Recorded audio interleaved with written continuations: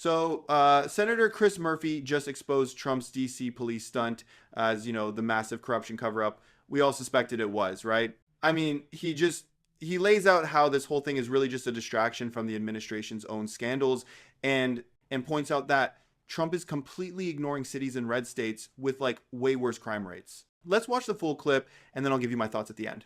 Let's be clear about what's going on here. Donald Trump says that he is taking control of the Washington, D.C. police force today because violent crime is out of control in the capital city. But you know what are the two cities in America with the highest rates of homicide? It's not Washington, D.C., it's St. Louis, Missouri, and Memphis, Tennessee. Those are cities in two states run by Republican governors. In fact, if you look at the states that have the highest murder rates, the highest rates of violent crime, by and large, they are Republican states, not Democratic states. States like Connecticut, Massachusetts, California, amongst the safest states in the nation. This isn't about the safety of the people of Washington, D.C.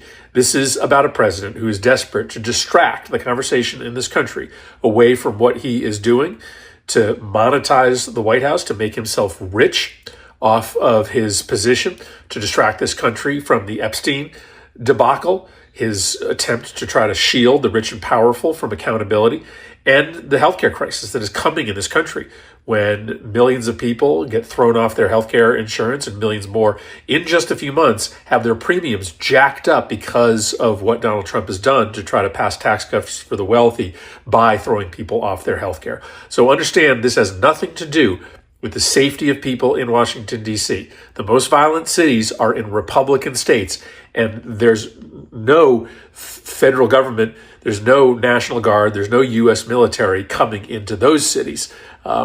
This is not about safety. This is all about trying to distract from Donald Trump's corruption and his thievery. All right. So the sheer unmitigated gall of it all is just, it's stunning. The entire premise, the very foundation of this move, it's a lie. It's a lie so transparent you can see right through it to the just the rotten core. I mean, the idea that Donald Trump is suddenly deeply concerned about the safety of people in Washington, D.C., it's laughable on its face. It's an insult to everyone's intelligence, and yet, it's being presented as some kind of serious good faith policy decision. This whole out of control crime narrative, it's just pure fiction. It feels designed, to create a problem that only a strong man can solve. But as soon as you poke it with like a single fact, the whole thing just deflates. The cities with the highest murder rates, wait, what were they? St. Louis and Memphis. They're in Republican-led states. So like, where's the federal takeover of the police there? It doesn't exist. Because, I mean, let's be honest, this has absolutely nothing to do with public safety. That selective outrage, that's the tell. It's all the proof you need that the entire justification is just a politically motivated sham. So, okay, what's the real point then? It's a classic clumsy misdirection. It's like the oldest trick in the book, especially for an administration that's caught in its own corruption stuff. You create this big, loud, scary spectacle over here to make sure nobody is looking at the grift happening over there.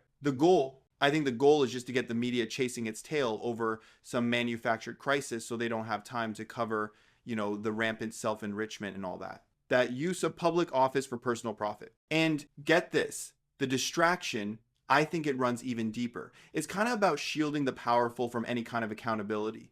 Like when you have a massive scandal bubbling up, one that involves some of the wealthiest and most connected people in the world, what do? Well, you change the subject. You create a new enemy, right? A new fire to put out. You get people arguing about, crime statistics. So they forget to ask who was on that island and who knew what was going on. This is also about hitting people where they live. And I mean that literally. The administration they're actively working to dismantle the healthcare system. All to pay for massive tax cuts for corporations and billionaires. That is a real, tangible crisis.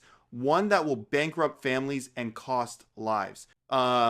So yeah, they need a culture war issue, some big Law and Order drama to just drown out the sound of millions literally millions of people potentially losing their health insurance. They want you scared of a Phantom Menace so you don't see them, picking your pocket. Let's just call this what it is. It's a textbook authoritarian power play. I mean, seizing control of a local police force in the nation's capital, that's a move straight out of the dictator's handbook. It's about dismantling local democratic control and creating a security apparatus that is loyal only to the executive. It's a direct assault on the whole principle of self-governance. You're basically turning the DC police into a presidential patrol, not a community force. It's wild. This whole thing is all wrapped up in the language of grievance and projection, isn't it? DC is just a stand-in, a dog whistle, really, for failed liberal city. It's a tactic to stoke fear and resentment in the base against,